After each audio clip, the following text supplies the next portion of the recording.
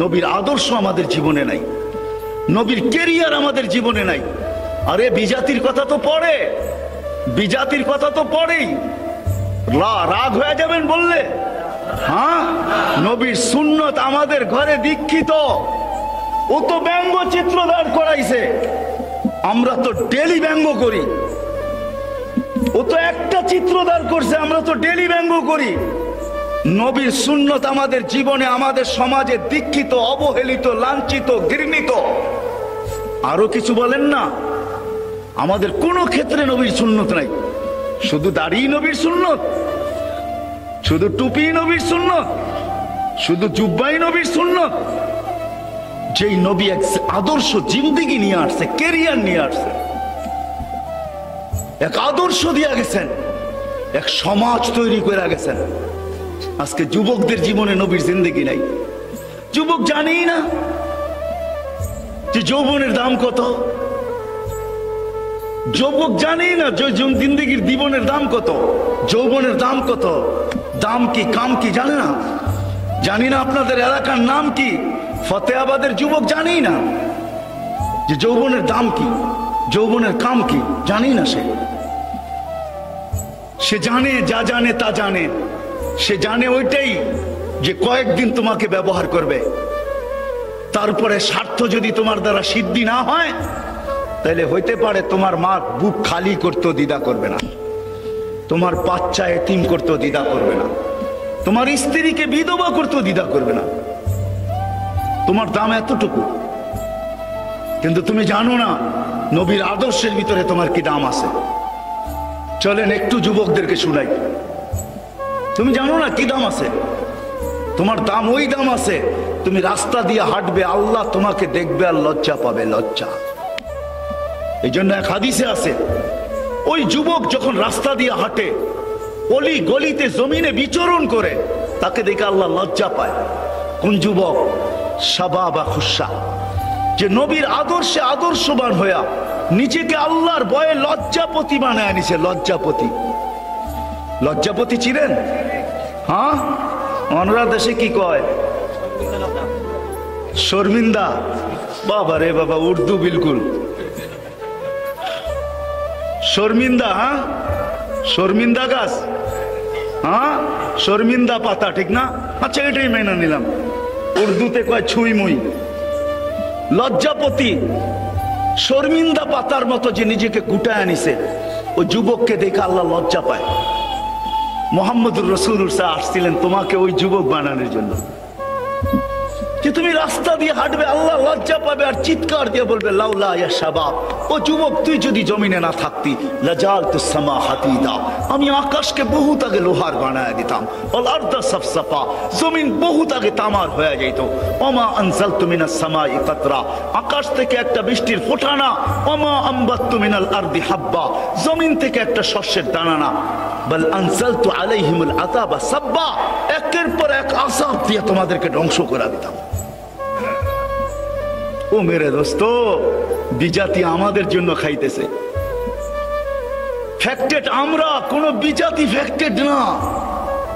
সমস্যা কোন বিজাতি না, সমস্যা তো আমি।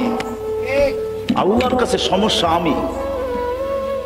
শাস্তি তো বহুত আগে হয়ে যেত, আমাদের চিল্লাইতে হইতো না, আমাদের চিল্লাইতে হইতো না। আজকে আমরা চিল্লাইতেছি, কিন্তু আমাদের চিল্লান কারো কর্ণপাত হইতেছে না। চিল্লাইতে হইতো না, মুহাম্মদুর রাসূলুল্লাহর ব্যঙ্গচিত্র দাঁড় করাবে আর আল্লাহ সহ্য করবে আর আযাব আসবে না। আপনি মনে করছেন কে? যাকে হাবিব বানাইছে। হাবিব কে? যাকে ভালোবাসা সবকিছু আল্লাহ দিয়া দিছে। ওনার ব্যঙ্গচিত্র বানাবে আর আল্লাহ দেখবে, ঠিক না? হ্যাঁ হ্যাঁ, শুধু আমাদের কারণে মধ্যে বাধা আমরা। আমরা যদি নবীর আদর্শ, আমি সিরাতের দিকে আপনাদেরকে নিয়ে যাইতেছি, নবীর কেরিয়ার, নবীর সিরাত, নবীর আদর্শ। বিদায় যুবকদেরকে বলবো, তোমাদের পায়ে হাত রাখা বলতেছি আমি, ফতেহাবাদের যুবক, তোমাদের পায়ে হাত রাখি, আসো। দুনিয়াওয়ালারা তোমাদের দাম দিতে পারবে না। হাজারো যুবকের জান দুনিয়াওয়ালারা নিয়ে আনিছে, হাজারো মার কুল খালি করছে, শুধু স্বার্থের ব্যাঘাত করছে বিদায়, স্বার্থের বিপরীত গেছে বিদায়। তোমাকে স্বার্থ সিদ্ধির জন্য ব্যবহার করবে, স্বার্থের বিপরীত হবে তোমার মার কুল খালি করতে দ্বিধা করবে না। তোমার দুধের শিশু থাকতে, তোমার দুধের শিশু আছে কিনা এটাও দ্বিধা করবে না। তোমার কোলের শিশু দুধের শিশুকে এতিম বানাইতে দ্বিধা করবে না দুনিয়াওয়ালারা। তোমার বিবিকে বিধবা করতে দ্বিধা করবে না। আসো, মুহাম্মদুর রাসূলুল্লাহ যে আদর্শ নিয়ে আসছে ওই আদর্শওয়ালা যুবক তুমি হও। আল্লাহ তোমাকে দেখে লজ্জা পাবে, লজ্জা। আল্লাহ বলতেছে লাউলা ইয়া শাবাব, তুই যদি না থাকতি আকাশ লোহার জমিন তামার বৃষ্টির ফোটানা শস্যের টানা আমি সব ধ্বংস করে দিতাম, কিন্তু পারি না তোর চেহারা দেখা। বলো কিরকম দামি তুমি আল্লাহর কাছে, বেলু কতটুক, কার কাছে, কার কাছে, কার কাছে? আল্লাহ আল্লাহর রসুলের কাছে। ওই রসুল, হায় হায় হায় হায়, যেই রসুল কেরিয়ার নিয়ে আসছেন, আদর্শ নিয়ে আসছেন, হায় উম্মতের জন্য যে চোখের পানি কোনোদিন বন্ধ হয় নাই। হযরত রিওয়ায়াতে তাসদীক করবে, আল্লাহর রসুল জিবরিল আলাইহিস সালামকে জিজ্ঞাসা করছে, জিবরিল আপনার চোখে সদা সর্বদা পানি কেন? না প্রথম জিজ্ঞাসা করছে মিকাইল কাঁদে কেন, চোখে সবসময় পানি কেন? বলে যেই দিন থেকে শয়তানকে বিতাড়িত করছে ওই দিন থেকে মিকাইলের চোখের পানি শুরু হয়েছে, আর বন্ধ হয় না। যে শয়তানের মতো মানুষ বিতাড়িত হয়ে গেল। শয়তান কিন্তু শয়তান ছিল না। 7 আকাশে তাকে 7টা নামে ডাকা হতো। তর্জমা আমি করব না, হুজুর করতে তর্জমা জিজ্ঞাসা করে নেবেন। প্রথম আকাশে তাকে ডাকা হতো আবেদ, দ্বিতীয় আকাশে জাহেদ, তৃতীয় আকাশে আরেফ, চতুর্থ আকাশে তকি, পঞ্চম আকাশে ওলি, ষষ্ঠ আকাশে খাজেন, সপ্তম আকাশে আজাজিল। এই লকব নিয়ে শেখ সাদি রহমতুল্লাহ আলাইহি গুলিস্তায় লেখছেন। সপ্তম আকাশের উপাধি আইনা শেখ সাদি রহমতুল্লাহ লেখছেন, তাকাব্বর আজাজিল রা খারে কর, বজনদানে লানত গিরিফতারে কর, ওয়াফিল আরশি মকতুবুল ইবলিস। 7 আকাশে 7টা নামে তাকে ডাকা হতো। 1,85,000 বৎসরের ইবাদত তার ছিল। 30,000 বৎসর শুধু আরশের তোয়াব ছিল। 13,000 বৎসর ফেরেশতাদের ওয়াজ ছিল। ওই ব্যক্তি যেদিন বিতাড়িত হয়, হায় হায় হায় হায়, কেমনে যে বুঝাবো। ও তো একটা সেজদা নিষেধ করছে, আমি তো ডেলি কয়টা সেজদা নিষেধ করি, কয়টা সেজদা আমি ছাড়ি ডেলি। ও তো একটা সেজদা ছাড়ছে, আমি কয়টা সেজদা? আরে বলেন না। আরে আমি ডেলি 64টা সেজদা ছাড়ি, 64টা। ও যুবক, তুমি যদি নামাজ না পড়ো, তুমি ডেলি 64টা সেজদা ছাড়তেছো। 32 রাকাত নামাজ, 20 রাকাত আর 12 রাকাত সুন্নতে মুআক্কাদা সহ 32 রাকাত, 17 রাকাত ফরজ, 3 রাকাত বেতের, 20 রাকাত, 12 রাকাত হইল সুন্নতে মুআক্কাদা, 32 রাকাত। মা বোনদেরকে বলতেছি তুমি ডেলি 64টা সেজদা ছাড়তেছো। শয়তান তো একটা সেজদা ছাড়ছে। শয়তান এখনো আল্লাহকে সেজদা করার জন্য রাজি আছে। বিশ্বাস হয় না? দলিল দিমু। হ্যাঁ, মুসা আলাইহিস সালাম একদিন মুসা আলাইহিস সালামের কাছে আসছে কানতে কানতে। কিছে? কে তুমি? কয় শয়তান। কিছে? অনুতপ্ত। কেন? তওবা করব। জিজ্ঞাসা করো কোনো রাস্তা আছে কিনা। আল্লাহর কাছে জিজ্ঞাসা করছে। আল্লাহ বলছে এই দিলাম আদম আলাইহিস সালামের কবরের ঠিকানা দিলাম তোমাকে, ওরে যায় বলো কবরে একটা সেজদা মাইরা দিতে, মাফ করে দিব। আয়েশা বিকালে দেখা হয়েছে, কি হলো ভাই? কই যে ঠিকানা নিয়ে আসছি। আল্লাহ বলছে একটা সেজদা কবরে মেরা দিতে, মাফ করে দিবে। কই জিন্দা ছিল তখনই করি নাই, মরাটারে কি সেজদা করবো?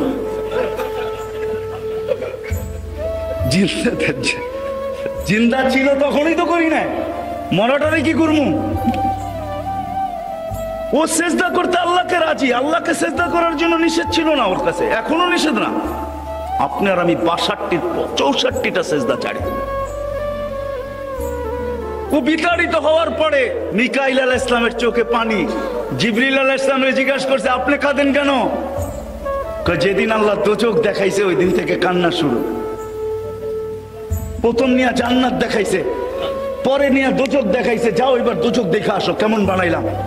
ওইটা দেখা আয়েশা বলছে আল্লাহ কি বানাইছেন? কেউ বাঁচবে না, কেউ যাবে না এটার ভিতরে, যে নাম শুনবে সে যাবে না। পরে শাহওয়াত দিয়ে ঢাইকা দিছে। দুচোখ দেখা চোখের পানি শুরু। দুজন মিলা প্রশ্ন করছে আপনার চোখে পানি কেন? আপনার চোখেও তো সবসময় পানি দেখি, শুকায় না কত সময়। তো বলছে জিবরিল, ভাই জিবরিল আমার উম্মতের জন্য আমার চোখের পানি। রেওয়ায়াত তো পরে বলবো যে আরো সে যায় উম্মতকে বলে নাই। আল্লাহ জিজ্ঞাসা করছে, বন্ধু কি চাইতে আসছেন, কি চাইতে আসছেন? বলছে উম্মতি। এইখানে উম্মত বলছে আনতার রব্বুল করিম আনা নবিয়ুর রহিম কাইফা তুদাইয়ু হাযিল উম্মাহ বাইনাল করিম ওয়ার রহিম। শুরুতে আপনি, শেষে আমি। আপনি রব্বে করিম, আমি নবী রহিম। দুইয়ের মাঝে উম্মত জাহান্নামে চলে যাবে, আমি আমার মনকে বুঝাইতে পারবো না। তো আল্লাহ সিগনেচার করতেছে, বন্ধু কাসামতুল কিয়ামাতা কিসমাইন, কিয়ামতকে দুই ভাগে ভাগ করছি। কিয়ামতের মালিক, কিয়ামতের মাঠ আপনার আর আমার আর কারো না। সালতোতা, ওই দিন আপনি চাবেন আমি দিব। শাফি তুশাফা, আপনি সুপারিশ করবেন আমি মঞ্জুর করব। লা ইউখজিকা ফি উম্মতি, আপনার উম্মতের ব্যাপারে আমি আপনাকে লজ্জিত করব না, না দুনিয়ায় করছি না কিয়ামতের মাঠে করব। তারপরে ওই নবী যে কিয়ামতের মাঠে উঠবে, লম্বা রেওয়ায়েত কিন্তু বেশি লম্বা হয়ে যেতেছে না তো, লম্বা রেওয়ায়েত। মিকা জিবরিল আলাইহিস সালাম উঠবে, আমি রেওয়ায়েত শর্ট করে দিছি, কাট পিস বলতেছি, রেওয়ায়েত অনেক লম্বা। উনি উঠবে, কেন জিবরিল আলাইহিস সালাম মারা যাবে, ওনাকে আল্লাহ জিন্দা করবে। উনি আল্লাহ রসুলের কবর চিনবে না। উনি উঠার পরে কাঁদবে, কেননা সব মরা যাবে। আল্লাহ কুদরত দিয়া ৩-৪ জনকে প্রথম পয়দা করবে, জিবরিল, মিকাইল, ইসরাফিল, মালাকুল মউত। জিবরিল কাঁদবে, ৩ জন জিজ্ঞাসা করবে কাঁদো কেন? একটু পরেই তো ইসরাফিলকে সিংহায় ফু দিবে, ফু দেওয়ার হুকুম আসবে, নফখাতুন নুশুর বলে, দ্বিতীয় সিংহায় ফু, আমরা উঠবো, সব উঠবে। আর আমাকে হুকুম হবে আল্লাহর হাবিবকে মাকামে মাহমুদে নিয়ে আসো। কিন্তু আমি ওনার কবর ভুলে গেছি, মৃত্যুর পরে কোথায়। তো ৩ জন বলবে সহজ মাসলা, ফাসআলিল আরদা, তুমি জমিনকে জিজ্ঞেস করো। তো উনি জমিনকে জিজ্ঞেস করবে আইনা কবর আল হাবিব, আল্লাহর বন্ধুর কবর কোথায়? তো জমিন জবাব দিবে দাক্কানি আল্লাহু দাক্কা ফানাসিতু, আল্লাহ আমাকে প্রথম সিংহা এরকম ছানা ছানছে, আমিও ভুলা গেছি, এরকম ধুনা ধুনছে, আমিও ভুলা গেছি, রাখছি কোথায়। ওই দিন আল্লাহর রসুলের কবর থেকে নূর বাহির হবে, নূর। আজকে না, ওই দিন নূর, নূর নূর নূর নূর, হাত্তা ইয়াসআদ আরশার রহমান, জয় আল্লাহর আরশের নূর ঠেকবে। জিবরিল আলাইহিস সালাম হুকুম দিবে, আল্লাহ আমার বন্ধুকে নিয়ে আসো। নূর দেখা চিনবে এটা হাবিবুল্লাহর রওজা, কবর। আয়েশা পার মারবে আর বলবে কুমিয়া হাবিবার রহমান, আল্লাহর বন্ধু উঠবে। হায় হায় হায় হায়, ফতেপুরের মানুষ, ফতেহাবাদের মানুষ, নবী কবর থেকে উঠবে। রেওয়ায়াত তাহকিক করবে উলামা, আমি শুধু বলে যেতেছি, তাহকিক পরে করে নিয়েন। উঠবে, ওহুয়া ইয়াবকি ওয়া ইয়াকুল, চোখে পানি নিয়ে উঠবে, পানি নিয়ে, চোখে পানি নিয়ে উঠবে। ফতেহাবাদের যুবক, তোমার জন্য চোখে পানি নিয়ে উঠবে। ওহুয়া ইয়াবকি ওয়া ইয়াকুল, বলতে বলতে উঠবে জিবরিল আইনা উম্মতি, আমার উম্মত কই এটা বলো। আমার উম্মতকে কি আমার আগে উঠে ফেলছো? আওয়াসালা শফির জাহান্নাম, আমার উম্মত কি পুলসিরাতের কিনারে চলে গেছে, তারপরে আমাকে উঠাইতে আসছো? তো জিবরিল কসম খাবে, ওয়াল্লাহি বিইজ্জতিহি ওয়া জালালি, আল্লাহর ইজ্জত আর জালালের কসম, মা শাক্কাল আরদা আহাদুন ইল্লা আনতা, আপনি বেঁচে যেতে পারি নাই। ওই আদর্শ নিয়ে আসছে, মা বোনদেরকে ওই দামি বানাইতে আসছে, আনছে আসছে ওই দামি বানাইতে। সারা দুনিয়া যাবে আল্লাহর জিয়ারতে, আল্লাহ যাবে এই উম্মতের কিছু মা বোনের জিয়ারতে, আল্লাহ নিজে যাবে, নিজে আল্লাহ নিজে যাবে, জিয়ারতে যাবে, জিয়ারতে। কে যাবে? কে যাবে? কে যাবে? সমগ্র জগৎকে এই উম্মতের কিছু মা বোন আছে আল্লাহর রসুলের আগে জান্নাতে যাবে। আল্লাহ রসুল জিজ্ঞেস করবে তোমরা কারা, আমার আগে কেন জান্নাতে যাইতেছ? তো হাসি দিয়া বলবে ইয়া রাসূলুল্লাহ, আপনারই উম্মত। তো বলবে আমার আগে কি কইরা? বলে আপনার থেকে শিখেই তো যাইতেছি। কার থেকে শিখা? আপনার আদর্শ শিখেই যাইতেছি। যৌবন অবস্থায় আমাদের স্বামী মারা গেছে, আমাদের ছোট ছোট বাচ্চারা স্বামী মারা গেছে, আপনার আদর্শের ভিতরে শুনছি আমরা আমাদের এই যৌবনকে আমরা ধরে রাখছি, মাটির সাথে বিলীন করে দিছি। বাচ্চাগুলাকে বুকে নিয়ে পড়া রয়েছি, এদেরকে মানুষের মতো মানুষ করছি, কোথাও বিয়ে বসি নাই। যৌবন একদিন মাটির সাথে মিশা গেছে, আমরাও একদিন কবরের সাথে মিশা গেছি। আপনার আদর্শকে ধরে রাখছি তো আল্লাহর রাসূল তাদেরকে বলবে, সাবাস, আহলান ওয়া সাহলান, তোমরাই আমার আগে যাওয়ার উপযোগী, তোমাদেরকে সালাম দিতেছি, সেলুট দিতেছি। নবী আদর্শ নিয়ে আসছে, ওই আদর্শ নিয়ে আসছে নবী আজকে। আমি লম্বা করতে চাইতেছি না, ওই আদর্শ নিয়ে আসছে। কেরিয়ার আমাদেরকে দিয়া গেছিলেন, সিরত দিয়া গেছিলেন, আদর্শ দিয়া গেছিলেন। নবীকে আল্লাহ পাক মডেল বানায় পাঠাইছিলেন, মডেল।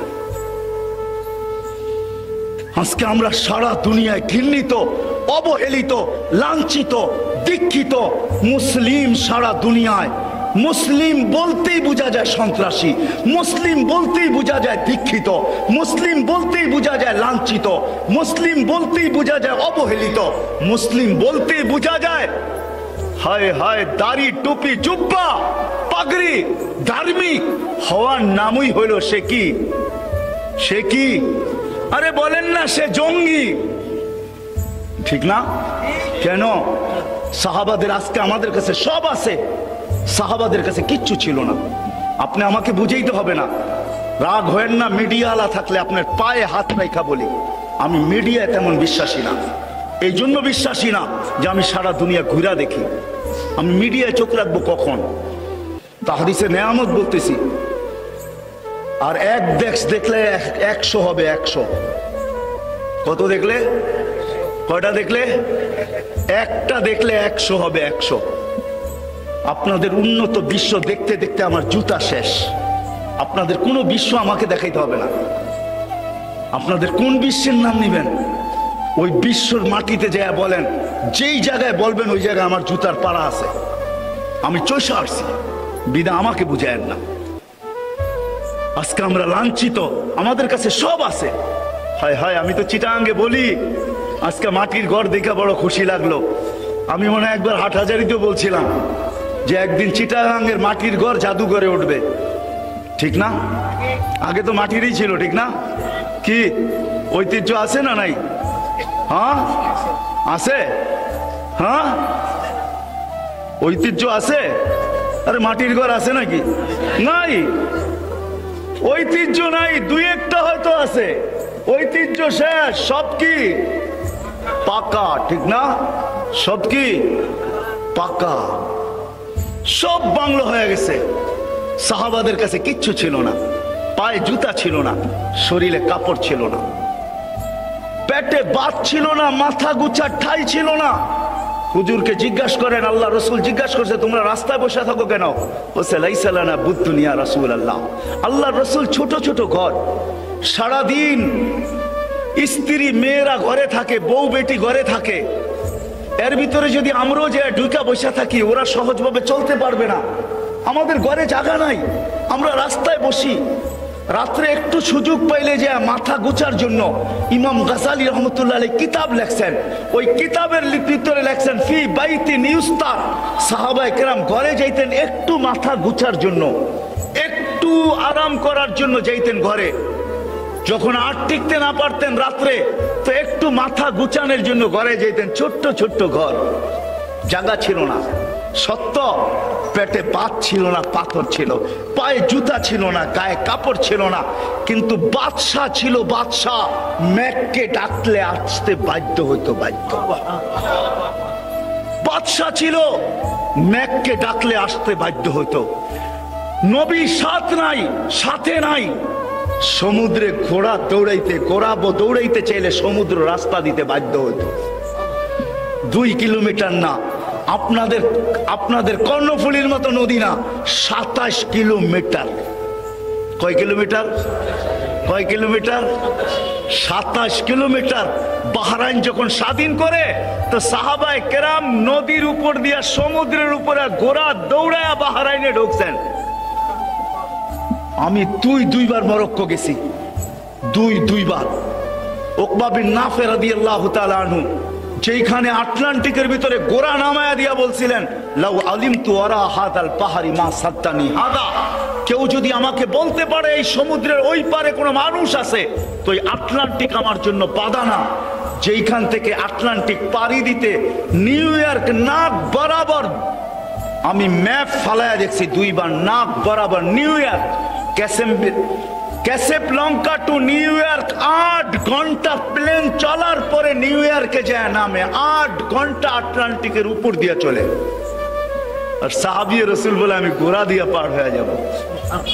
বাদশাহ ছিলেন, বাদশাহ, পেটে ভাত ছিল না, পায়ে জুতা ছিল না। আরে পুরুষ তো পুরুষ, মহিলা পর্যন্ত ওই জঙ্গল আমি দেখছি আমার এই 2 চোখে।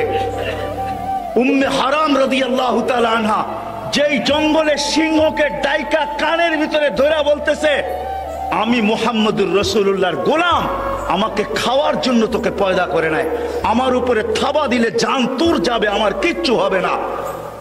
কান ধরে বলতেছে আমাকে লোকালয়ে নিয়ে চল। তো সিংহ পায়ের কাছে মাথা রেখে মাপ চাইতেছে, বলতেছে তোকে এখন মাপ করা যাবে না, তুই আগে লোকালয় দেখা আমাকে। তো পিঠে বসায় লোকালয় পৌঁছেছে, তারপরে সিংহের বাসা খুলে দিছে, জবান আল্লাহ, আরবি ভাষায় বসে মাফ করে দেন, বলে চাহ তোকে মাফ করে দিলাম, আল্লাহ মাফ করে দেন। বাদশা ছিল মহিলা, যুবক ছিল বাদশা, সব মুহাম্মদুর রাসূলুল্লাহর আদর্শে ছিল, আদর্শে কিচ্ছু ছিল না, আদর্শ ছিল আর কিচ্ছু ছিল না। মুহাম্মদুর রাসূলুল্লাহর জিন্দেগি ছিল এদের কাছে, গড়ে ছিল, বাহিরে ছিল। আরে যদি আপনাদের অ্যানালাইসিস করার মতো ব্রেন থাকে, অ্যানালাইসিস বুঝেন, বুঝার মতো যদি আপনাদের ব্রেন থাকে, তাইলে আমি আপনাদেরকে বুঝাইতে চাইতেছি।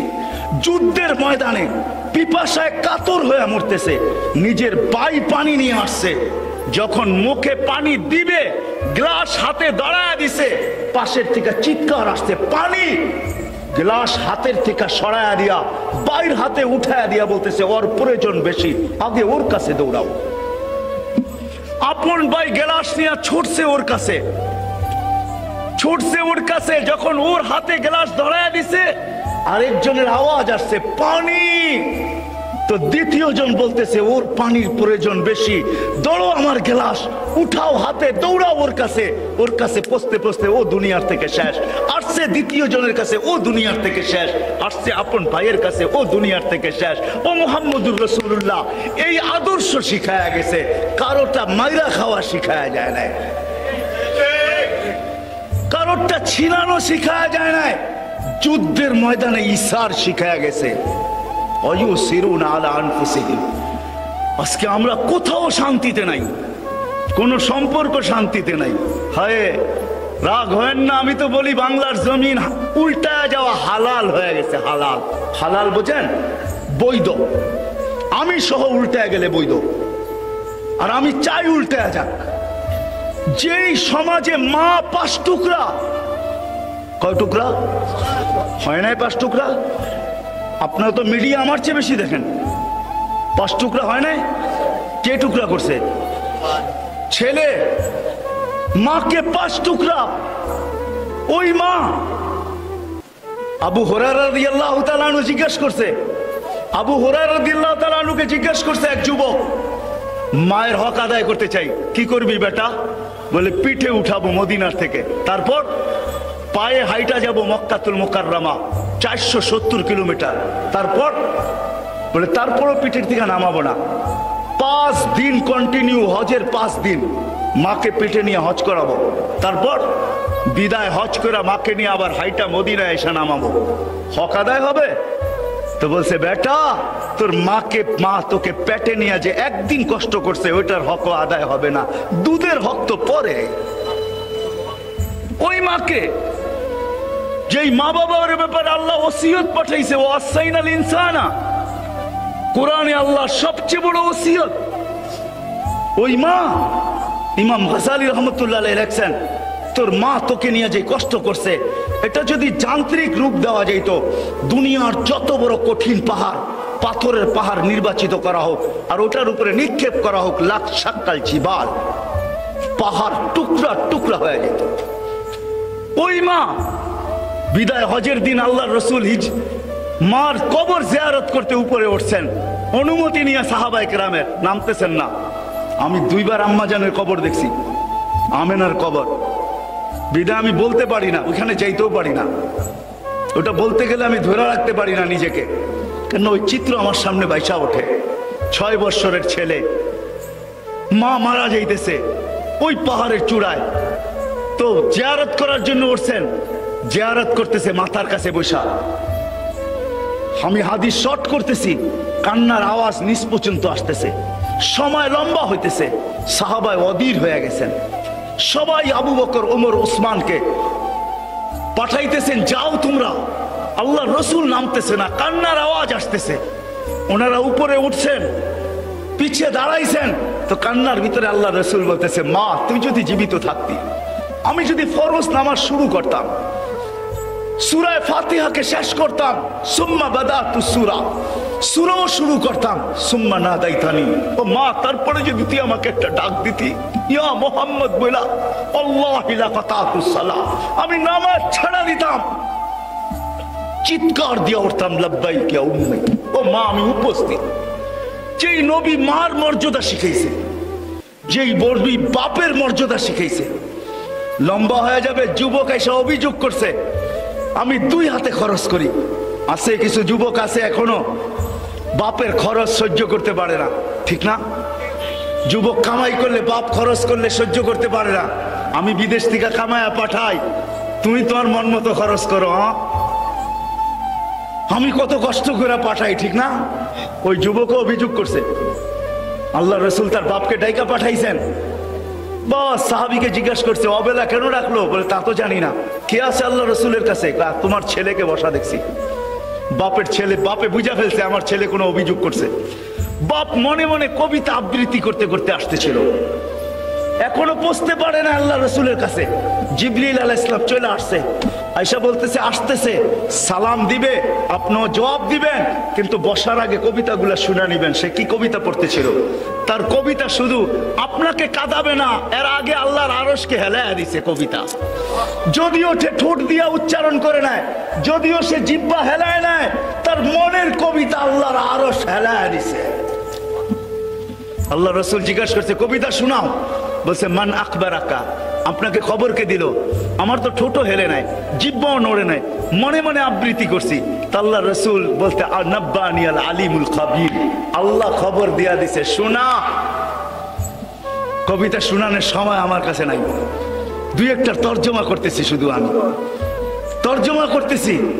আল্লাহ রসুল বলতেছে, ওই লোক ব্যক্তি বলতেছে, আমি কবিতা আবৃত্তি করতেছিলাম, আমি একা ছিলাম, মনে বড় স্বপ্ন ছিল বিয়ে হবে, স্বপ্ন আল্লাহ পূরণ করছে। এখন আর আমি একা নাই, 2 জন।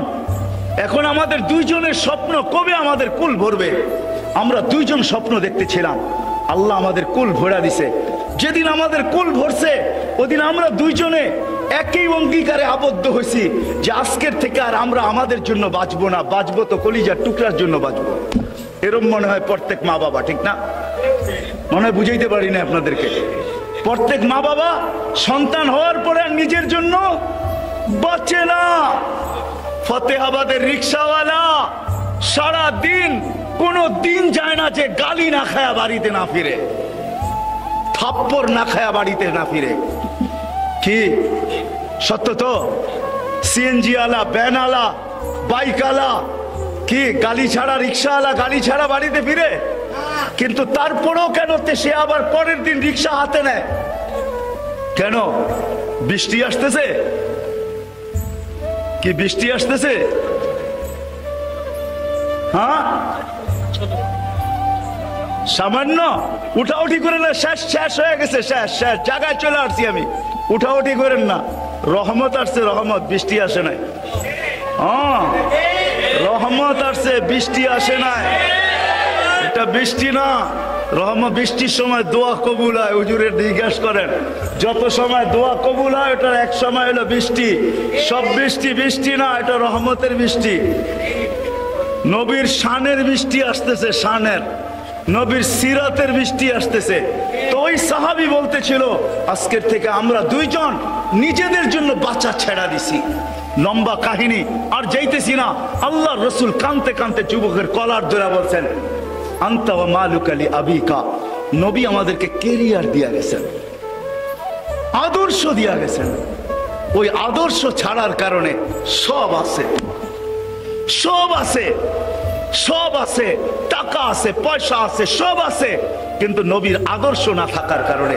আমি আপনাদের পায়ে হাত রেখা বলবো, আজকে সবাই এখান থেকে ওয়াদা করেন নবীর আদর্শকে আমাদের জীবনের আদর্শ বানাবো, নবীর সুন্নতকে আমাদের জীবনের সুন্নত বানাবো। ওয়াদা, নিয়ত না, ওয়াদা। যে ওয়াদা করতে পারেন সে হাত উঠান। যে ওয়াদা, বিশেষ করে যুবকদেরকে বলবো, কি ওয়াদা? পাক্কা, পাক্কা ওয়াদা না? মা যুবকদেরকে একটা কথা বলবো, তুমি তোমার যৌবনকে, তুমি তোমার মেধাকে, তুমি তোমার চিন্তাকে, তুমি তোমার বিদ্যাকে, সব কিছুকে, তুমি তোমার হোয়াটসঅ্যাপকে, তুমি তোমার ইমুকে, তুমি তোমার ভাইবারকে, তুমি তোমার নেটকে, সব কিছু আজকের থেকে ব্যয় শুরু করো যে আমি নবীর আদর্শ শিখব। আর নবীর আদর্শ মানুষের কাছে ছড়ায়া দিব, মানুষের ঘরে ঘরে ছড়ায়া দিব, জীবনে জীবনে ছড়ায়া দিব। আমরা যেদিন থেকে নবীর আদর্শবান হব, খোদার কসম, দুনিয়ার কোন কাফের, দুনিয়ার কোন ব্যক্তি, যত বড় ব্যক্তিত্ব হোক, যত বড় সম্রাট হোক, আল্লাহর রসুলের বিরুদ্ধে দাঁড়াবে। হায় হায়, আল্লাহ শিখাইছেন। একজন আল্লাহর রসুলের বিরুদ্ধে দাঁড়াইছিলেন, তো আল্লাহর রসুল বলছিল যে ওকে আল্লাহ সিংহ পাঠায়া দিয়া ওকে ফাইরা ফেলবে, ফাইরা। ওই সিংহ এখনো আল্লাহর খাজিনায় আছে না নাই? আছে না নাই? আল্লাহর কাছে ওই কুকুর এখনো আছে, কালবুম মিন কিলাবির রহমান। আল্লাহর ভান্ডারের কুকুর এখনো আছে। আপনার হাত কালো করতে হবে না, আমার হাত কালো করতে হবে না, শুধু আপনাকে আমাকে নবীর কেরিয়ারওয়ালা হইতে হবে, নবীর আদর্শে আদর্শবান হইতে হবে। আমি সাথে সাথে এই মজমাকে একটা কথা বলবো, আমাদের হাত পাও বাঁধা, আমাদের মুখ বাঁধা। আমরা যদিও ভিতর থেকে রক্তক্ষরণ হইতেছে, আমরা ওইভাবে নবীর বিরুদ্ধে যারা বলে তাদের বিরুদ্ধে আমরা দাঁড়াইতে পারি না, কেননা আমাদের হাত পাও বাঁধা। ঠিক না? সত্য তো, সত্য তো। কিন্তু একটা তো করতে পারি আমরা, এইখান থেকে ফ্রান্স যাওয়া চলবে না, অনেক কিছুই করা সম্ভব হবে না, আপনি বেশি চিল্লাইতেও পারবেন না, এটাও সম্ভব হবে না। কিন্তু আমি আপনাদের কাছে ওয়াদা নিব, আজকে একটা করা সম্ভব, সেটা হলো প্রতিদিন এই মজমা, যতদূর আমার আওয়াজ চায়, মা বোনদের পায়েও হাত রেখা বলি, প্রতিদিন আজকের থেকে ফ্রান্সের ফয়সালা, নবী দুশ্মনদের ফয়সালা আকাশ থেকে যতদিন পর্যন্ত না আসে, আমি ডেলি 2 রাকাত সালাতুল ইস্তেগাসা পড়ব। 2 রাকাত পড়বেন? কে কে পড়বেন ওয়াদা করেন তো? 2 রাকাত। তকি উসমানী রহমতুল্লাহ, তকি উসমানী মুদ্দাজিল্লুল আলী, উনি বলেন, উনি 2 দিন আগেও বলছেন যে আমরা কিচ্ছু করতে পারি না, আমরা রাত্রে উঠা, আমি রাত্রে বলবো না ওনার মতো, ওনার উনি বলেন যে 2 রাকাত নামাজ পড়ে তো আমার মনের কথাটা আমি আল্লাহকে বলতে পারি না, পারি না। আস-সাজিদু ইয়াসজুদু আলা কদমাইর রহমান, সিজদাকারী আল্লাহর কদমে কুদরতি পায়ে মাথা রাখা দেয়। ইদা সাজাদাল আবদ ইরতাফাল হিজাব বাইনাহু ওয়া বাইনার রহমান, যখন সিজদায় যায় তো আল্লাহ আর তার মাঝের ভিতরে সব পর্দাগুলো সরে যায়। মুসা আলাইহিস সালাম 70,000 পর্দার এই পারের থেকে কথা বলছে। আমরা যখন কথা বলতে যাবো তো আমাদের মাঝে আল্লাহর মাঝে কোনো পর্দা থাকে না। ওই অবস্থায় আমি আল্লাহর কাছে বলি, আল্লাহ আমাদের হাত পাও বাঁধা, নবীর ব্যথায় আমাদের রক্ত ক্ষরণ হইতেছে, আল্লাহ আমরা কাউকে বলতে পারি না, আল্লাহ আমি তোর কদমে বলতেছি, আল্লাহ তোর কুকুরদের ভিতর থেকে একটা কুকুর নির্ধারণ কর। তোর কাছে কুকুরের অভাব নাই, তোর সৈন্যের অভাব নাই, তোর ডিফেন্সের অভাব নাই, তোর কুদরতের কোনো সীমা নাই, তোর ক্ষমতার কোনো সীমা নাই। আল্লাহর কাছে আমরা বলি, আমি আপনাদের পায়ে আবার হাত রেখা বলতেছি, ওয়াদা করেন যে আজকের থেকে আমি 2 রাকাত নামাজ পড়বো, যেটা সালাতে ইস্তেগাসা ফ্রান্সের বিরুদ্ধে পড়বো, বিরুদ্ধে। ওয়াদা, ওয়াদা। আল্লাহ আমাকেও আমল করার তৌফিক দান করো, আপনাদেরকেও আমল করার তৌফিক দান করো। ওমা আলাইনা ইল্লাল বালা। পাইলেও সমস্যা, না পাইলেও সমস্যা। যারা পায় নাই তারাও সমস্যায় ভুগতেছে, আর যারা পাইছেন তারাও সমস্যায় ভুগতেছেন। এই জন্য আব্দুর রহমান ইবনে আউফ রাদিয়াল্লাহু তাআলা আনহু, পাওয়া যদি কোনো আসল সমস্যা হইতো তাহলে উনি আশারায় মুবাশশারার অন্তর্ভুক্ত কোনো দিন হইতেন না। কেননা উনি যখন দুনিয়ার থেকে বিদায় নেন, ওই সময় ওনার কাছে যে টাকা ছিল, আজকে বাংলাদেশের 2 থেকে 5 থেকে 6 বছর বাজেট করা যায়। বাজেট এতটুকু পরিমাণ ওনার কাছে ছিল, কিন্তু এত বড় পাও কোনো বাধা হয় নাই। আবার ওই সমাজের ওই সাহাবিও দেখা যাবে যে ক্ষুধার তাড়নায় মাটিতে গড়াগড়ি করতেছে, মানুষ বিভিন্ন রোগ ভাইবা তাকে চিকিৎসা দিতেছেন, আর নিজেই বলতেছেন আবু হুরায়রা রাদিয়াল্লাহু তাআলা আনহু যে ক্ষুধা আমার তো কোনো রোগ ছিল না, ছিল তো ছিল ক্ষুধা ছিল, কোনো রোগ তো আমার ছিল না। মানুষ ভাবতো আমি এই রোগে আক্রান্ত, কিন্তু রোগ আমার কাছে ছিল না, আমার কাছে ছিল তো ক্ষুধা ছিল, আর কিচ্ছু ছিল না। সমাজের 2টা সাইডই আছে, কেন ওনাদের দিল ভরা ছিল, আর এটার জন্য 2টা জিনিস লাগবে, না হলে কোনোদিন হবে না। যদি একটা হয় তাও হবে না, একসাথে দুটোই লাগবে। আজকে আমাদের সমস্যা এটাই আমাদের সমস্যা। যারা আমরা দিলকে পড়তে চাই, আসলে আল্লাহ যে পাইল, আল্লাহ রসুলকে যে পাইল, সেই হাকিকি বাদশাহ। দুনিয়ার জীবন তো 60-70 বৎসরের, ইতিহাস তো বেশি দূরে যাইতে হবে না। নারায়ণগঞ্জের জন্য সোনারগাঁয় গেলেই বেশি দূরে আর যেতে হবে না, কেননা সোনারগাঁও আছে ঈশাখানাই। এটা তো দুনিয়ার দিক দিয়া। দিনের দিক দিয়েও যদি দেখতে যান, যে দিনদারির দিক দিয়া, তাহলে সোনারগাঁয়ে পাশাপাশি দুটোই রাখা আছে। 1268 সনে আবু তায়ামা রহমতুল্লাহ আলাইহি মাদ্রাসার ভিত্তি স্থাপন করছেন সোনারগাঁয়ে। ওই ভিত্তি স্থাপনের জায়গাটাও এখনো আছে, আর ওই কাঠটাও এখনো আছে, যে পাথরে খোদাই করে লেখা হয়েছে ওইটাও এখনো রাখা আছে, কিন্তু আবু তায়ামা রহমতুল্লাহ আলাইহি নাই। এরকম কেউই নেই, সবাই চলে গেছে, আমরাও চলে যেতে হবে। কিন্তু কামিয়াব তো ওই ব্যক্তি হবে যেই ব্যক্তির দিলটা ভরা যাবে। আর দিল ওই সময় ভরবে, দিল আল্লাহ রসুল ছাড়া কোনো জিনিস দিয়া ভরা সম্ভব না। আপনি আমাকে বুঝাইতে পারবেন না, আমিও হয়তো আপনাদেরকে বুঝাইতে পারতেছি না। দিল ভরবে আল্লাহ আল্লাহ রসুল দিয়া।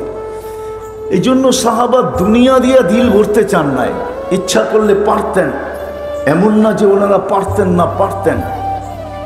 2-1টা উদাহরণ যদি টানেন তাহলে বোঝা যাবে। আচ্ছা বলেন, যাদের ইশারায় মেঘ আসতো, যাদের কথা মেঘ শুনতো, পায়ের নিচের মাটিটা তো মেঘের চেয়ে বেশি দূরত্ব না, ঠিক না? না মাটিটা বেশি দূরত্ব, মেঘটা বেশি কাছে? কোনটা দূরত্ব বেশি? মেঘটা বহুত দূরত্ব, ঠিক না? যারা মেঘকে অধীন করতে পারতেন, তারা মাটিকেও যা কিছু তা বলতে পারতেন। যাদের কথা বন্য প্রাণী বুঝতে পারত, এখনো তো ওই জঙ্গল রাখা আছে, আপনি ঘুরলেও দেখে আসতে পারবেন। টিউনিসিয়ায় ওই জঙ্গল রাখা আছে, যেই জঙ্গলের পাশে দাঁড়ায় সাহাবায়ে কেরাম বলছিলেন, সকাল পর্যন্ত তোমাদেরকে সুযোগ দিলাম, নাহনু রাসূলুল্লাহ, আমরা আল্লাহর রসুলের প্রতিনিধি, সকাল পর্যন্ত তোমাদেরকে সুযোগ, জঙ্গল খালি করে দাও, নাইলে সকালে তোমাদেরকে গণহত্যা করব। ওই জঙ্গলও রাখা আছে, ওইখানে ওনাদের হাতের মসজিদ এখনো বানানো রাখা আছে। সকাল পর্যন্ত বন্য প্রাণী জঙ্গল ছাড়তেও বাধ্য হয়েছে। তো বন্য প্রাণী আরবি বুঝলো কি করে? যারা এটা পারতেন, ওনারা দুনিয়াও কিছু না কিছু করতে পারতেন, ঠিক না? হ্যাঁ না, পারতেন না? যারা সমুদ্রের উপর দিয়ে ঘোড়া দৌড়াইতে পারতেন, স্থলের মতো জলের উপর দিয়ে ঘোড়া দৌড়াইতে পারতেন, তারা মাটিকে কিছু করতে পারতেন না? টেকনোলজির যুগ তো আজকে আসলো, আমি তো বলি ভিডিও কল তো ওমর রাদিয়াল্লাহু তাআলা আনহু দেখায়া গেছেন, ওইখান থেকে বিজ্ঞান প্রযুক্তি নিছে। বিজ্ঞান নিজের কোনো প্রযুক্তি নাই, আমাদের থেকে ধার করে নিয়া প্রযুক্তি দাঁড় করাইছেন। বিজ্ঞান প্রযুক্তি নিছে ওইখান থেকে। ওমর রাদিয়াল্লাহু তাআলা আনহু 1400 বছর সারিয়াতাল জাবাল বইলা ওই প্রযুক্তি কিয়ামত পর্যন্ত মানুষের সামনে রাইখা দিয়েছেন, যার কারণে আজকে মুঠো ফোনও আসছে, যার কারণে আজকে প্রযুক্তিও আসছে, যার কারণে আজকে ভিডিও কলিংও আসছে, না জানি হাজারো জিনিস আসছে। ওই সূত্র ধইরা এরা তৈরি করছেন যে উনি যখন পারছে তাইলে এইখানে কোনো না কোনো একটা কিন্তু আছে, যেটাকে খুঁজা বাহির করলে আমরাও কাজে লাগাইতে পারবো, আমরাও আমাদেরকে ফেমাস করতে পারবো, দুনিয়াকে তাক লাগায়া দিতে পারবো। কিন্তু সূত্র দিছেন যিনি, উনি ওমর রাদিয়াল্লাহু তাআলা আনহু। ওনারও ইচ্ছা করলে দুনিয়া পারতেন, কিন্তু না করেন নাই মেরে দোস্ত। ওনাদের তো চিন্তাই ছিল যে এটা বড়, এটা দিলটা বড়, আর দিল ভরতে গেলে দুইটা লাগবে, আল্লাহ আল্লাহর রসুল লাগবে, আর আল্লাহ আল্লাহর রসুলকে দিলে বসাইতে হলে দুটা লাগবে। ওটার ভিতরেই সময় চলে গেছেন। 60-70 বৎসরকে শুধু টাটা দিয়া দিছেন, আর বলছে 60-70 বৎসর ওয়াজাদনা শাকারনা, পেলাম তো শুকরিয়া আদায় করলাম, লাম নাজিদ সাবারনা, না পেলাম তো সবর করলাম। কেননা মরার পরে তো রাখাই আছে, দনি তো ইনশাআল্লাহ এটাই আসবে, ইলা রৌহি ওয়া রাইহান ইলা রব্বিন গায়রি গাজবান। চলো ওই জগতের দিকে যেটা সুখ শান্তিতে ভরা। সুখ আর শান্তি কি দেখছ? সুখ শান্তিতে ভরা। চলো এরকম প্রভুর কাছে যে তোমার উপরে রাগান্বিত নয়, বরং তোমাকে দেখলে আনন্দময়, তোমাকে দেখলে খুশি হবে, তোমাকে দেখলে আনন্দিত হবে, তুমিও দেখা আনন্দ পাবে, তুমিও আল্লাহর দিদার করবে, তোমারও সাক্ষাৎ হবে। এই কথাই ওনারা ভাবতেন। এই জন্য দুনিয়ার দিকে কখনো মুখ দেন নাই, সদা সর্বদা এই ভিতরটাকে ভরার চিন্তায় ছিলেন। ওটা আল্লাহ আল্লাহর রসুল দ্বারা ভরে। আর আল্লাহ আল্লাহর রসুলকে ভিতরে ঢুকাইতে হলে দুইটা লাগবে। শুধু মেহান্নত করলে হবে না যে আমি সারাদিন মেহান্নত করলাম, চাই মেহান্নত যেই লাইনেই হোক, আপনি সারাদিন মেহান্নত করলেন না, এটার সাথে আরেকটাও লাগবে। এই জন্য সাহাবায়ে কেরাম দুটোই করতেন, দুটোই ছিল ওনাদের জীবনে, একটা মেহান্নত, একটা হক্কানিয়াতের সোহবত। মেহান্নত লাগবে, আবার হক্কানিয়াতের সোহবতও লাগবে। হক্কানিয়াতের সোহবত, মেহান্নত লাগবে, আবার হক্কানিয়াতের সোহবতও লাগবে। এই জন্য সাহাবায়ে কেরাম মেহান্নত করতেন, আবার আল্লাহ রসুলের কাছে যায় সোহবতের মাধ্যমে যেই মেহান্নত করতেছেন ওটা হইতেছে কি হইতেছে না, কতটুক বনতেছে। হয়তো একটা ছোট্ট উদাহরণ দিলে দেখা যাবে। আচ্ছা, বাচ্চা যখন কনসেপ্ট হয়ে গেছে তো সময় মতো তো আসবেই, ঠিক না? কি আমার কথা বোঝেন? বাচ্চা যখন কনসেপ্ট হয়ে গেছে, পেটে চলে আসছে, তো এটা তো 10 মাসের মাথায় আসবেই, ঠিক না? আর ও আসবে তো চিৎকার দিতে দিতেই তো আসবে, মনে হয় বোঝেন নাই। আসার আগেই তো মাকে পাগল করে ফেলবে, ঠিক না? যেটাকে প্রসব বেদনা বলে, তো মাকে পাগল করে আসে না, তো আসবেই তো। তো আপনি মাসে মাসে ডাক্তার দেখান কেন? কি প্রয়োজন? কি প্রয়োজন মাসে মাসে এতগুলা বিল দেওয়া, এত লম্বা সিরিয়াল দেওয়া, আবার এই লোকটা এত কষ্ট করতেছে, একে বারবার নিয়ে যাওয়া, কি প্রয়োজন? আমাকে বুঝান, প্রয়োজন রাখে? যেদিন বাচ্চা চিৎকার দিতে শুরু করলো আসার জন্য, মাকে পাগল বানাইতে শুরু করলো, ওই মুহূর্তেই যান। হয়তো সিজার হবে, নাইলে নর্মাল হবে, দুটার একটা তো হবেই, ঠিক না? হয়তো বাইপাস হবে, নাইলে ডাইরেক্ট হবে, ঠিক না? দুইটাই তো আমাদের দুনিয়ার রাস্তা, ঠিক না? সহজ রাস্তা হলো বেশি ব্যথা হয়, সিজার করো, তাড়াতাড়ি খালাস করো, ঠিক না? আপনি মাসে মাসে কেন যান? এই জন্য যাই যে দেখার জন্য পজিশন কিরকম, ঠিক না? আমিও বুঝাইতে পারলাম কিনা জানি না।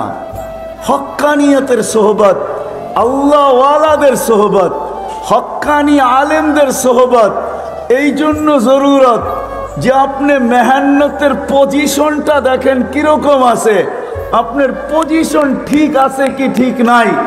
চাইলে দেখবেন আপনি মেহনত করবেন তো ঠিক আছে, আপনি পজিশন দেখলেন না, বাচ্চা তো হবে হবে, হইতে পারে তারও সারা জীবনের কান্না হইতে পারে, আর আপনি মা বাবা হিসাবে আপনিও সারা জীবন বাচ্চা দেখবেন আর চোখের পানি ঝরাইতে থাকবেন, আর ভাববেন একটুখানি ভুলের তরে অনেক বিপদ ঘটে। ভুল করেছে যারা সবাই ভুক্তভোগী বটে। এই প্রবাদ বাক্য আপনার আমার জীবনও সত্য হইতে পারে। এই জন্য মেরে দোস্ত, মানুষের দিল কসম খোদার আল্লাহ রসুল ছাড়া আর কোনো জিনিস দ্বারা ভরা যাবে না। আর যার দিল না বলল, দিলটা যার না বলল, দুনিয়ার থেকে যাবে তো যাবে সত্য, কিন্তু ওই ইস্তেকবাল হবে না, ওই সংবর্ধনা হবে না, ওই ইস্তেকবাল হবে না। যারা দিল ভরা যাবে তাদেরটা যেরকম হবে, ওটার জন্য দুটেই দরকার, আল্লাহ আল্লাহর রসুল। আর আল্লাহ আল্লাহর রসুলকে ভিতরে ঢোকাইতে হইলে মেহনত, চাই সেটা বন্দেগীর লাইনে হোক, চাই সেটা জিকিরের লাইনে হোক, চাই সেটা তেলাওয়াতের লাইনে হোক, চাই দুনিয়াতে যতগুলা লাইনই আছে সব লাইনের হোক, কিন্তু সাথে সাথে সোহবতও লাগবে যে আপনার মেহনত ঠিক হইতেছে কি হইতেছে না। নাইলে দেখা যাবে একদিন আমি মেহনত করতে করতে সময় মতো তো আমি ঢোলা পড়ব, মৌতের কোলে ঢোলা পড়ব, ওই বাচ্চার মতো সময় মতো সে চিৎকার দিতে দিতে চলে আসবে। হইতে পারে সারা জীবনের সেও কান, তারও চোখের পানি ঝরতে পারে, আর তাকে যখন দেখবে তো মা বাবারও চোখের পানি ঝরতে পারে। আর সেই কথাই বাস্তব প্রমাণিত করবে যে একটুখানি ভুলের তরে অনেক বিপদ ঘটে। ভুল করেছে যারা সবাই ভুক্তভোগী বটে, তখন আমারও এরকম হতে পারে যে আমি মেহনত করতে করতে করতে করতে করতে একটা পর্ব আসবে, যখন থাবা আমার কাছে চলে আসবে, তো আর ওই সম্বোধন হয়তো আমার কাছে আসবে না, যেই সম্বোধন চিরাচরিত মেহনত আর সোহবতের মাধ্যমে আসার কথা। কেননা আমার কাছে মেহনত আছে, সোহবত নাই। এই জন্য এরকম কেউ যদি সোহবত নিল কিন্তু মেহনত একটুও করলো না, তাহলে সোহবত যে তার ভিতরে সব কিছু আইনা দিবে এটাও না, দুটোটাই লাগবে, মেহনতও লাগবে, সোহবতও লাগবে। কথা কিন্তু শেষ। এই জন্য আপনাদের কাছে দরখাস্ত, মৃত্যুর আগেই কিন্তু দিলটাকে গড়তে হবে। আর ভরার জন্য মেহনত, আবার হক্কানিয়াতের সোহবত, হক্কানি ওলামা, হক্কানি আল্লাহওয়ালা। আর আমি সারা দুনিয়া ঘুরার পরে বলতেছি, যেই সুযোগ সুবিধা আল্লাহ বাংলাদেশের মানুষকে দিছেন, মক্কা মদিনা বাইতুল মুকাদ্দাস, এটাকে নিয়ে আলোচনাও করা যায় না, তুলনাও করা যায় না। দুনিয়ার কোনো মাটিকে আল্লাহ এই সুযোগ সুবিধা দেন নাই, কোনো মাটির মানুষকেই আল্লাহ দেন নাই। বাংলাদেশের মানুষকে আল্লাহ এতটুকু সুযোগ সুবিধা দিছেন। আমার মনে হয় কেন যে দিছেন, ভাবতে ভাবতে আমি মাঝে মাঝে একা একাই ভাবি যে মনে হয় আল্লাহ বাংলাদেশের মানুষকেও বেশি ভালোবাসেন, আর এই মাটিকেও আল্লাহ বেশি ভালোবাসেন। যার কারণে মাঝে মাঝে দুই একটা উদাহরণও আমার সামনে চলে আসে। গত 2 দিন আগে বাংলাদেশে একটা দিন গেছে যে করোনায় একজনও মারা যায় নাই, কিন্তু সারা দুনিয়ার দিকে তাকায় দেখবেন আজ পর্যন্ত দুনিয়ার কোনো একটা দেশ এই প্রমাণ দিতে পারবে না যে আজকে আমাদের দেশে একজনও মারা যায় নাই। কিন্তু বাংলাদেশে প্রমাণ দিতে পারতেছে যে 2 দিন আগে বাংলাদেশে করোনায় একজনও মারা যায় না, আক্রান্ত হয়েছে বটে কিন্তু মারা যায় না। এই মালাটা আমাদের গলায় আসছে। মনে হয় এই মাটিকেও ভালোবাসেন, মাটির মানুষকেও ভালোবাসেন। হাজারো সময় আমাদের এখানে মুসিবত চলে আসে, ভূমিকম্প শতবার আসছে কিন্তু বিপর্যয় আজ পর্যন্ত হয় নাই। 10 নম্বর মহাবিপদ সংকেত উঠছে, ফ্ল্যাগও উঠছে, কিন্তু কোনো বিপর্যয় ঘটে নাই। বিদায় আমি বলতে পারি, সজোরে বলতে পারি, বাংলাদেশের মানুষকেও আল্লাহ ভালোবাসেন, মাটিকেও ভালোবাসেন। নাইলে এই মানুষ, এই দেশের মানুষের জন্য এত সুবিধা আল্লাহ দিবেন কেন? যে এরকম কোনো এলাকা নাই, গলি নাই যে গলিতে একটা হক্কানি মাদ্রাসার সাইনবোর্ড না আছে, একটা হেফজোখানা না আছে। যান আপনি নারায়ণগঞ্জের গলিগুলো দেখা এসে আমাকে বলেন, এমন কোন গলি আছে যেই গলিতে একটা ছোট্ট হেফজোখানার সাইনবোর্ড না আছে, একটা মক্তবের সাইনবোর্ড না আছে, এত মসজিদ এই দেশে কেন দিবে, এত মাদ্রাসা এই দেশে কেন দিবে, এত মক্তব এই দেশে কেন দিবে, এই দেশে কেন দিবে আল্লাহ, এত আলেম ওলামা কেন দিবে, এত আল্লাহ ওয়ালা কেন দিবে, এত কেন দিবে যে যারা আল্লাহর রসুলের আশেক এরকম রাত্র দেখে না, বৈশা মাটিতে বসছে তো বসছেই, চাতকের মতো আল্লাহ আল্লাহ রসুলের কথা সারা রাত অবধি শুনতে পাই, সারা রাত অবধি শুনতেছে, পুরো রাত্র বৈশা। আপনাদের এটা তো হয়তো 12টা 1টা শেষ হয়ে যাবে, কিন্তু যান সিলেট অঞ্চলে, ময়মনসিংহ অঞ্চলে, বিভিন্ন অঞ্চল আছে সারা রাত্র ওয়াজ হয়, ঠিক না? মানুষের কমই নাই, জোয়ার। এই জন্যই এই কথাগুলো আমাকে বলে যে বাংলাদেশের মাটিকেও আল্লাহ ভালোবাসে, মানুষকেও ভালোবাসে। এই জন্য বাংলাদেশকে যে সুযোগ সুবিধা দিছেন, হক্কানি আলেমদেরকে আল্লাহ মনে হয় যেরকম মাটিকে বিছায়া দিছেন, এই জমিনে এরকম বিছায়া দিছেন, হক্কানি আল্লাহওয়ালাদেরকেও বিছায়া দিছেন। এই জন্য আসেন, কথা শেষ, সবাই আমরা আজকে থেকে ওয়াদা করি যে মরার আগেই কিন্তু ভিতরটাকে ভরতে হবে। যদিও আমাদের চোখ ভরা গেছে, কিন্তু বাচ্চার মতো চোখ ভরছে কিন্তু দিল ভরে নাই, বাচ্চার তো পেট ভরছে কিন্তু চোখ ভরে নাই।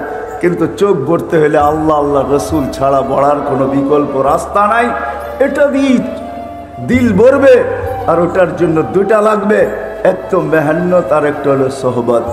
এবাদতের লাইনের যত মেহান্নত আছে করতে হবে, কিন্তু কোরা যদি আপনি ভাবেন যে আমি তো মেহান্নত করতেছি, কিছু পচা গেছি, না না, ভুল হবে। আপনাকে সোহবতও যাইতে হবে, হক্কানিয়তের সোহবত, আল্লাহওয়ালাদের সোহবত, হক্কানি আলেমদের সোহবত, এটাতে থাকতে হবে। যতক্ষণ পর্যন্ত আপনি এই দুই জিনিসের সাথে আপনাকে সংযুক্ত রাখবেন, তার সাথে সাথে মেহান্নত করবেন, ইনশাআল্লাহ একদিন আসবে, ইনশাআল্লাহ একদিন আসবে। মৃত্যুর আগ মুহূর্ত হলেও আসবে যে আল্লাহ আপনার এটাকে ভরা, দিলটাকে ভরা দিবে, প্রমাণ স্বরূপ সারা দুনিয়াকে আপনার মুখের কলেমা শুনায় দিবে। মৃত্যু লগ্নে যারা আছে তাদেরকে আপনি কলেমা শুনায় দিবেন, এরা বলবে দিল ভরা গেছে, করবো তো ইনশাআল্লাহ।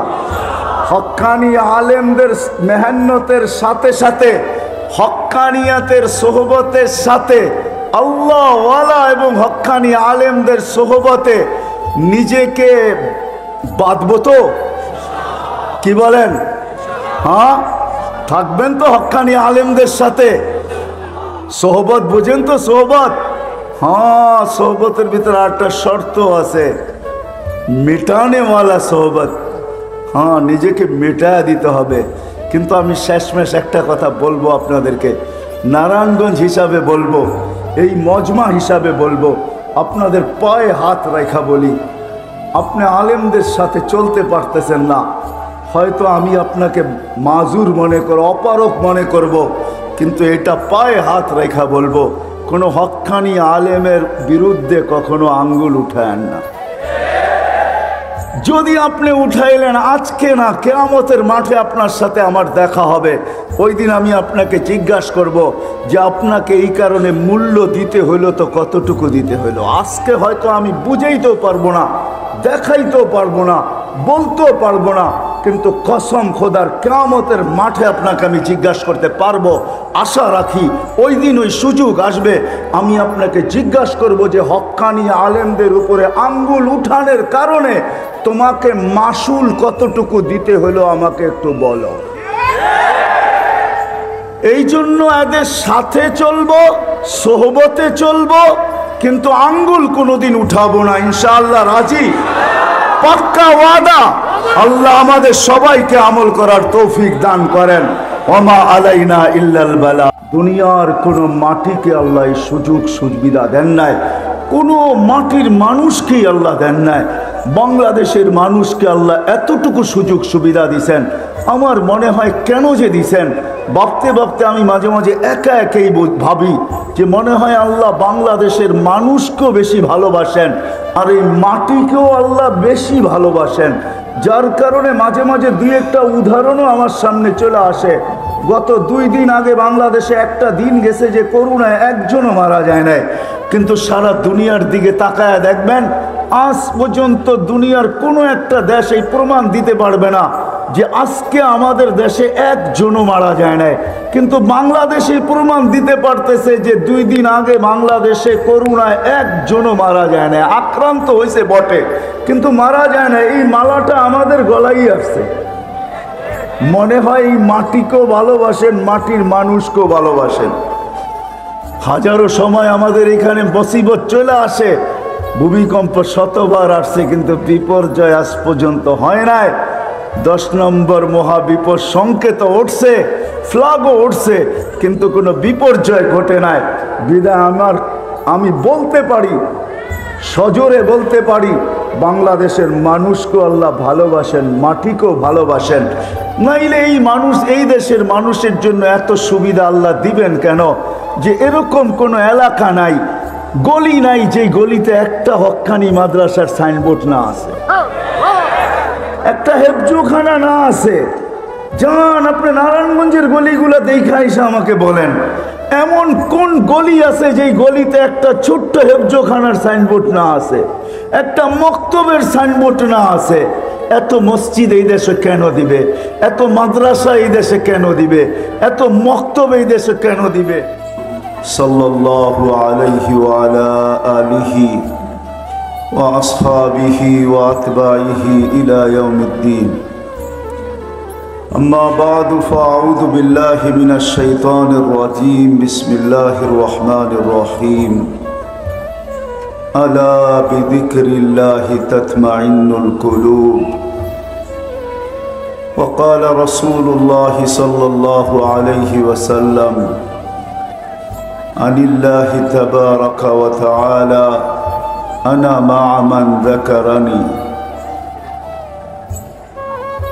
অত্র মাহফিলের সম্মানিত সভাপতি, উপস্থিত ওলামায়ে কেরাম, নারায়ণগঞ্জের বিভিন্ন এলাকা থেকে আগত মুসলমান ভাইয়েরা, যেই পর্যন্ত লাউড স্পিকারের আওয়াজ পৌঁছতেছে পর্দার অন্তরালে মা ও বোনেরা, কোরআন হাদিস থেকে যতটুকুই তেলাওয়াত করলাম আশা রাখি একই সামনে রেখে অতি অল্প সময় কিছু কথা রাখবো, সাথে সাথে দোয়ার দরখাস্ত। আল্লাহ আমাকে, আপনাদেরকে, সমগ্র শ্রোতাকে সঠিক জিনিসকে বুঝা, শিখা এবং মানার তৌফিক দান করেন। মানুষ যদিও নাকি সৃষ্টির সেরা, সৌন্দর্যের দিক দিয়েও সৃষ্টির ভিতরে সবচেয়ে সুন্দর, শ্রেষ্ঠত্বের দিক দিয়েও সৃষ্টির ভিতরে সবচেয়ে সেরা।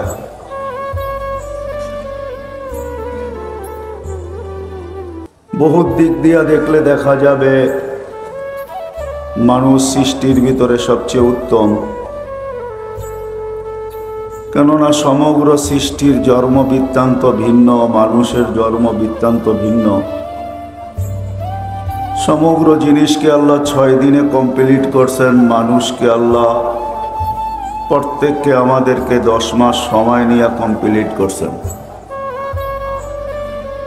কোন সৃষ্টিকে আল্লাহ বিনিময় দেন নাই, যদিও সমগ্র সৃষ্টি 24 ঘন্টায় আল্লাহর গুণগানে রত। একটা মুহূর্ত এরকম যায় না কোনো সৃষ্টির উপরে যে আল্লাহর গুণগান না গান। জন্মলগ্ন থেকে নিয়ে মৃত্যু পর্যন্ত প্রত্যেক আকাশের ভিতরে অগণিত ফেরেশতা, কেউ দাঁড়ানো, কেউ রুকু, কেউ সেজদা, কেউ বসা অবস্থায় আল্লাহর গুণগানে রত। লা ইয়ালতাফিত ওয়ালা ইয়াগফাল তরফাত আইন। চোখের পলক ঝপতে যতটুক সময় লাগে এতটুক সময়ের জন্য তারা না বিমুখ হন, না গাফেল হন, না ডাইনে তাকান, না বামে তাকান। কোরআনও আমাদেরকে এই কথাই বুঝাইতেছেন, মা মিন শাইইন ইল্লা ইউসাব্বিহু বিহামদি রাব্বি। যেটারই অস্তিত্ব ঘটে সেটাই আল্লাহর গুণগান গাইতে বাধ্য। কিন্তু অনেক জিনিসের গুণগান শোনাই যায় না, আবার অনেকটা শোনা যায় তো বোঝা যায় না। আল্লাহ আমাদেরকে এটার সমাধান দিছেন, ওয়ালাকিন লা তাফকাহুনা তাসবিহাহুম। সবার গুণগান আমরা বুঝি না, আবার কিছুর গুণগান আমরা শুনিও না। এই জন্য মাঝে মাঝে আল্লাহ রসূল সাল্লাল্লাহু আলাইহি ওয়াসাল্লাম সাহাবায়ে কেরামকে বিভিন্ন জিনিসের তসবির আওয়াজও শোনাইছেন, যারা তসবিতে রত। কিন্তু এই কথাই সত্য, সৃষ্টি যতই গুণগান গাক, কিন্তু কোনো বিনিময় তাদের জুটবে না, তারা কোনো বিনিময় পাবে না। অথচ আমরা আল্লাহ বলতে দেরি, মুখের থেকে ফেরেশতারা কায়রা নিতে দেরি করে না। আমরা সুবহানাল্লাহ বলতে দেরি, ফেরেশতা এটার সওয়াব লিখতে দেরি করে না। আবার যে সুবহানাল্লাহ শুধু সুবহানাল্লাহই লেখেন এমনও না। তো হাদিসের আলোকে দেখা যায় যে সুবহানাল্লাহর সওয়াব যখন লিখতে শুরু করে, তো আল্লাহ আমাদেরকে পরিধিটা বুঝাইছেন যে এটার পরিধি কতটুকু জায়গা এটায় প্যাক করে বা কতটুকু জায়গা ভরা যায়, ওটা দ্বারা ধারণা করলেই বোঝা যাবে এটা লেখে তো কিরকম লেখে। সৌরজগতের অর্ধেক জায়গা নেকি দ্বারা ভরা যায়। আর সৌরজগৎটা তো এই সামিয়ানার সমান না, বা এর চেয়ে 2-4-10 গুণ বড় না। সৌরজগৎ একটা বিশাল এরিয়া, যেটা বর্ণনা দিতে গেলেও মনে হয় অনেকের বুঝে আসবে না, যেটা হয়তো হয় কি করে। যা হোক, যখন অর্ধেক পরিধি ভরা যায়, তাহলে কতটুকু লেখে, কত দিনে লেখে, ওটা তো পরের কথা। কিন্তু এতটুকু তো আন্দাজা করা যায়, অনুমান করা যায় যে সৌরজগতের অর্ধেক যদি সুবহানাল্লাহ বলার দ্বারা ভরা যায়, তাহলে ফেরেশতারা লেখেন তো কতগুলা লেখেন। এতটুক ধারণা তো পাওয়া গেল, ঠিক না? অথচ সমগ্র সৃষ্টি কিন্তু 24 ঘন্টা আল্লাহর গুণগানে রত, কিন্তু কোনো বিনিময় নাই। মানি আমি এই কথা সত্য। জিবরিল আলাইহিস সালাম ফেরেশতাদের সর্দার, নবীদের কাছে কোরআন নিয়া ওহী নিয়ে আসতেন। শুধু একজনের কাছে না, 1.25 লক্ষ। আবার 313 জন রসুলের কাছে ওনার আনাগোনা ছিল। প্রতি রমজানে একবার কমসে কম আল্লাহর রসুল থেকে কোরআন শুনতেন এবং শোনাইতেন। আমরা আলিফ লাম মিম পড়তে দেরি, 30 নেকি পাইতে আমরা দেরি করি না। কিন্তু জিবরিল আলাইহিস সালাম কোনো বিনিময় পাবেন বলে মনে হয় না, যে ওনাকে কোনো বিনিময় দেওয়া হবে। বিনিময় দিতে হলে তো কোনো একটা পুরুষ মর্যাদা, অন্য জিনিস। কিন্তু আমরা প্রত্যেকটা জিনিসের বিপরীতে, নেকের বিপরীতে আল্লাহর কাছে বিনিময় চাই। সেটা জান্নাত রূপে আল্লাহ আমাদেরকে দিবেন। তো সমগ্র সৃষ্টির গুণগানে রত বটে, কিন্তু কোনো বিনিময় নাই, তারা কোনো বিনিময় পাবে না। অথচ আল্লাহ আমাদেরকে ছোট ছোট কালেমার বদৌলতে বিরাট বিরাট বিনিময় দিবেন। কখনো দেখা যাবে আমাদের চুপ থাকারও বিনিময় পাবো, চুপ থাকার। নইলে হাদিসে এই শব্দ আসতো না, ইল্লা লিয়াসমুত, চুপ থাকো। অনেক সময় দেখা যাবে চুপ থাকার বিনিময়ও আমরা পাবো। যেখানে বলার ছিল বলি নাই, চুপ ছিলাম, তো এটার বিনিময়ও কিন্তু আল্লাহ আমাদেরকে দিবেন। নাইলে হাদিসে এই কথা কোনোদিন আসতো না, মান কানা ইউমিনু বিল্লাহি ওয়াল ইয়াউমিল আখির ফালিয়াকুল খায়রান ইল্লা লিয়াসমুত। ভালো বলতে পারলে বলো, নাইলে চুপ থাকো। তো চুপ থাকাটাও বিনিময় আমরা পাবো। যেমন ছোট্ট একটা উদাহরণ হাদিস থেকে দিলে হয়তো বুঝে আসতে পারে।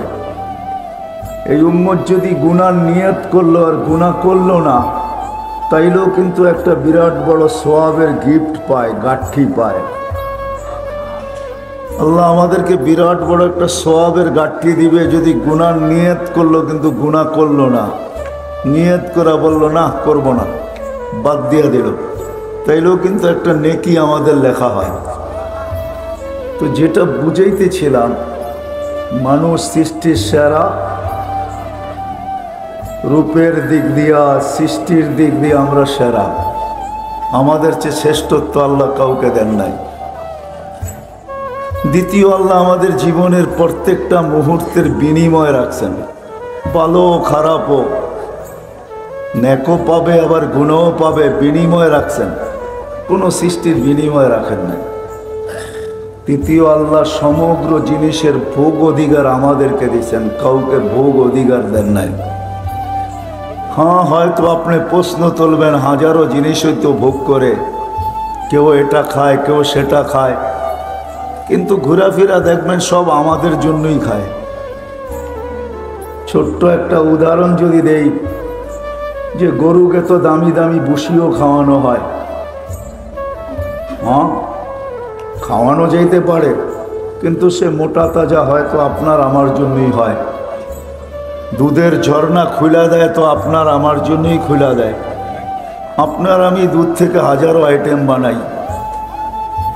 বিদায় মানুষ সৃষ্টির সেরাও অনেক দিক দিয়া, আবার সমগ্র ভোগ অধিকারও মানুষেরই, আবার মানুষের জীবনেরই বিনিময়। কিন্তু হলে কি হবে, তাকাইলে দেখা যাবে এই মানুষটা চতুর্দিক দিয়েই সংকীর্ণতায় আমরা ভুগতেছি। আমাদের সব কিছু সংকীর্ণ, সংকীর্ণতার বর্ণনা দিয়ে শেষ করা যাবে না। মানুষ সংকীর্ণ, সংকীর্ণতায় আমরা ভুগতেছি। মানুষের সব দিক দিয়ে সংকীর্ণতা, সব দিক দিয়ে